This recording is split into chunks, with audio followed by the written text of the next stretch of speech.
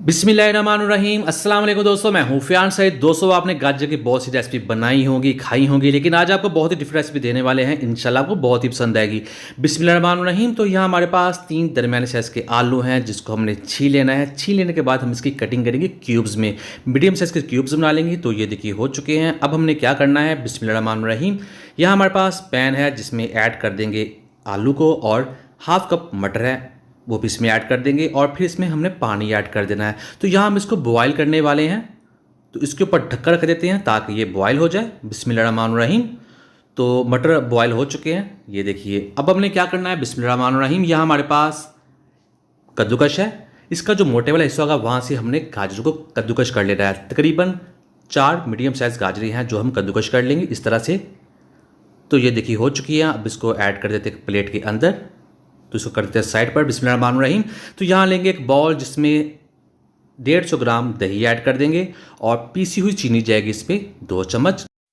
1 चुटकी नमक ऐड कर देंगे टेस्ट को बैलेंस करने के लिए। अब हमने क्या करना है, यहाँ हमारे पास हैंड बीटर है, जिसके साथ इस दही को हम अच्छे तरीके से बीट करेंगे जब तक इसके ऊपर चिकनाई नहीं आती। चिकनाई आने के साथ ये बहुत ही ज़्यादा टेस्टी बन जाती है, इसका जो टेस्ट है वो डेवलप हो जाता है और ये बिल्कुल मक्खन की तरह हो जाती है। तो इसको हमने कर लिया है अच्छे तरीके से बीट। अब हम इसमें ऐड करेंगे मेयोनीज, ये जाएगी 3 टेबल स्पून, जो इसको बहुत ही ज़्यादा क्रीमी भी बनाएगी, इसका टेस्ट बढ़ा देगी। और इसको भी इसके अंदर मिक्स करने के बाद हम इसमें ऐड करने वाले हैं आलू और मटर, और फिर इसमें ऐड करेंगे बंद गोभी। तो ये जाएगी 1 कप के करीब, जिसको भी हमने बारीक बारीक काट लिया था। और यहाँ हमारे पास एक टमाटर है, इसमें ऐड कर देंगे।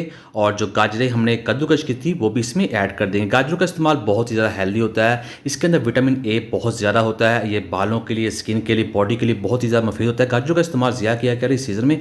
और थोड़ा सा इसमें ऑयल ऐड कर देंगे, तकरीबन 1 टीस्पून के करीब।